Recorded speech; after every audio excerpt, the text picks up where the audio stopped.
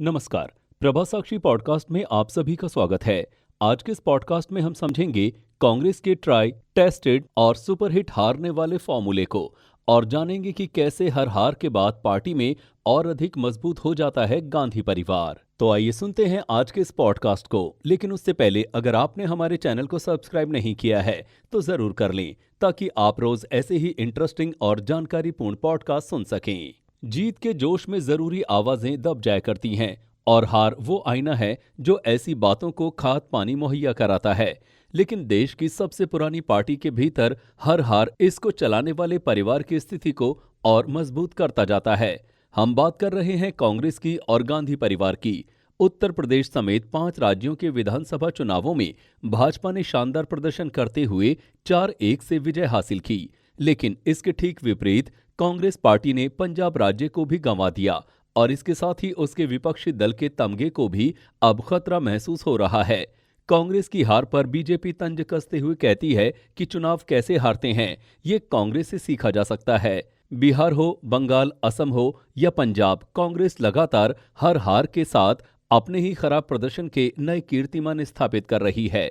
लेकिन आलम यह है कि फिर भी वो गांधी परिवार से आगे सोच ही नहीं पा रही है। उन्हीं के नेतृत्व में भविष्य के होने वाले चुनाव हारने की तैयारियां भी हो रही हैं। हारने का सफल फॉर्मूला।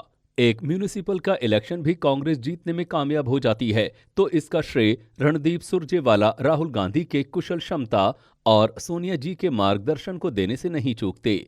लेकिन अगर उत्तर प्रदेश में कांग्रेस के 97% उम्मीदवारों की जमानत जब्त हो गई, फिर भी कांग्रेस उम्मीदवारों की जीत के लिए 209 रैलियां और रोड शो करने वाली प्रभारी प्रियंका गांधी की बजाय अजय कुमार लल्लू की कुर्बानी दी जाती है। पार्टी के नियम गांधी परिवार पर लागू नहीं।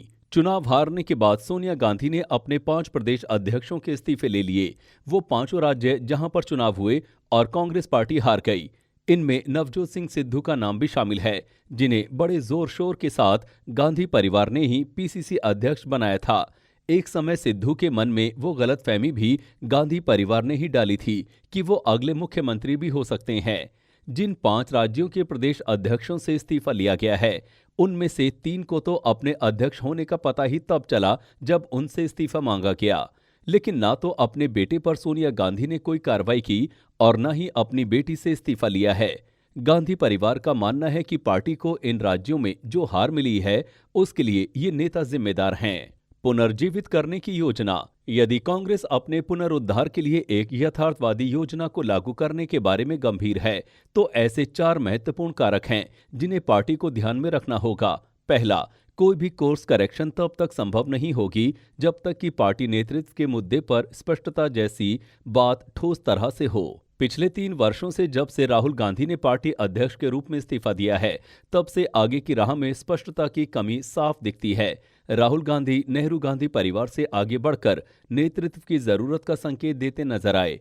अगर वो इसे लेकर गंभीर होते तो नए नेता को चुनने की प्रक्रिया को उसके तार्किक अंजाम तक पहुंचाया जाना चाहिए था। अंतिम चरण में नेतृत्व समाधान तलाशने की बजाय मेरो मन अनथ कहाँ सुख पावे, जैसे उड़ी जहाज को पंछी पुनी जहाज पे आवे की माफिक घूम फिर कर पार्टी का नेतृत्व करने के लिए सोनिया गांधी के पास वापस चला गया। आलोचक अच्छी तरह से तर्क दे सकते हैं कि एक नए नेता की तलाश से जुड़ी पूरी कवायद एक राजनीतिक नाटक थी, जिसकी परिणति गांधी परिवार के नेतृत्व में पूर्ण विश्वास के रूप में हुई। तथ्य ये है कि कांग्रेस नेतृत्व लगातार 2 लोकसभा चुनावों में पार्टी को एक विश्वसनीय प्रदर्शन दिलाने में बुरी तरह असफल रहा है। ये दर्शाता है कि ग्रैंड ओल्ड पार्टी वर्तमान दौर में भाजपा को चुनौती देने में असमर्थ दिख रही है। कांग्रेस और G23 में असहमति। पार्टी के भीतर प्रमुख विद्रोहियों द्वारा असंतोष की अभिव्यक्ति खुले में थी। तत्काल प्रतिक्रिया के रूप में पार्टी के प्रवक्ताओं ने विद्रोह की बढ़ती आवाजों को सरसरी तौर पर खारिज कर दिया। एक उम्मीद है कि ये एक औपचारिक प्रतिक्रिया के रूप में अधिक है और उठाए गए गंभीर मुद्दों पर पार्टी के आंतरिक मंचों पर चर्चा की जाती है। प्रमुख विद्रोही आवाजों के औपचारिक समूह के रूप में उभरे G23 ने कई बैठकें की हैं। पार्टी नेतृत्व ने G23 समूह के प्रमुख सदस्यों तक पहुंचने का प्रयास किया है। G23 उन लोगों से भी कुछ समर्थन हासिल करने में सक्षम रहा है जो परंपरागत रूप से उनसे जुड़े नहीं थे और पार्टी नेतृत्व के करीबी माने जाते थे। प्रवाह की इस अवधि के दौरान एक प्रमुख खतरा गैर जवाबदेही का वातावरण है। जब तक समीक्षा और चिंतन प्रक्रिया को सावधानीपूर्वक कैलिब्रेट नहीं किया जाता है, तब तक पार्टी का अनुशासन अच्छी तरह से प्रभावित हो सकता है। ये कहां आ गए? 2004 का लोकसभा चुनाव अटल बिहारी वाजपेयी के सामने सोनिया गांधी की राजनीतिक हैसियत बहुत छोटी थी। अटल जी ने देश को इंडिया शाइनिंग का नारा दिया, यानी कि उनके कार्यकाल की वजह से देश चमक रहा है। ये पॉजिटिव कैंपेन था, लेकिन इसका असर नेगेटिव हो गया और अटल बिहारी वाजपेयी जैसे कद्दावर नेता के लिए एनडीए की सरकार हार गई। किसी ने सोचा भी नहीं था कि सोनिया गांधी अटल बिहारी वाजपेयी के सामने कांग्रेस को जीत दिलाएंगी।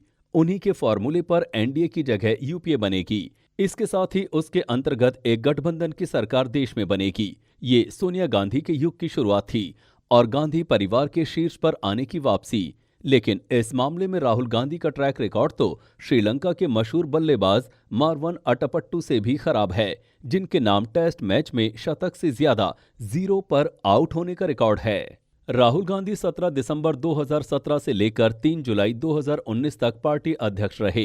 2019 में वो अपने गढ़ अमेठी से भी चुनाव हार गए। 10 अगस्त 2019 को सोनिया गांधी को वापस कांग्रेस की कमान संभालनी पड़ी, लेकिन कांग्रेस की राजनीतिक तस्वीर में कोई बड़ा फर्क नहीं आया। 2022 में यूपी में पूरी तरह से कमान प्रियंका गांधी वाड्रा के हाथों में दी गई और फिर कांग्रेस की हालत नहीं सुधरी। विपक्ष के रूप में राज्य आधारित दलों का उदय, इसे कांग्रेस के असमर्थ होने का प्रमाण ही कहा जाएगा कि राज्य आधारित दल भाजपा के प्रमुख चुनौती के रूप में तेजी से उभर रहे हैं। ऐसा लगता है कि अपने प्रमुख प्रतिद्वंद्वी के विपरीत कांग्रेस चुनाव लड़ने और जीतने की भूख खो चुकी है। भाजपा नेतृत्व के लिए चुनाव और राजनीति 24 घंटे चलने वाली गतिविधि है, जबकि इसके ठीक उलट कांग्रेस नेतृत्व के लिए ये शुरू होती है, थोड़े समय के लिए चलती है और उसके बाद एक लंबे विराम की अवस्था में चली जाती है। अगर कांग्रेस का मानना है कि पार्टी की एकता बनाए रखने के लिए गांधी परिवार के किसी व्यक्ति की जरूरत है, तो उन्हें इस तथ्य को भी स्वीकार करना चाहिए कि लगातार चुनावों ने साबित कर दिया है कि उनके पास वोटरों को आकर्षित करने की क्षमता नहीं है। स्पष्ट रूप से नेतृत्व की दूसरी पंक्ति को विकसित करने और सशक्त बनाने की आवश्यकता है।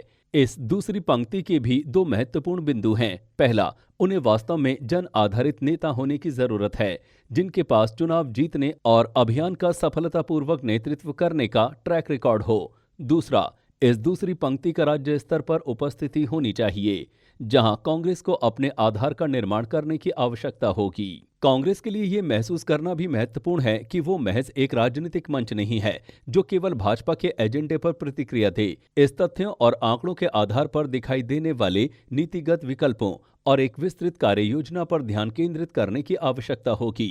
क्या कांग्रेस और उसके नेतृत्व को परिणामों को स्वीकार करने और उचित कार्रवाई करने का साहस है? आत्मचिंतन के इस महत्वपूर्ण चरण में केवल कुछ विंडो ड्रेसिंग और कॉस्मेटिक परिवर्तन प्रदान करने की बजाय वास्तविक मुद्दों पर ध्यान केंद्रित करने की आवश्यकता है। आज के लिए इतना ही। अगले पॉडकास्ट में किसी और मुद्दे पर देंगे आपको विस्तृत जानकारी। तब तक के लिए जुड़े रहें प्रभा साक्षी के साथ।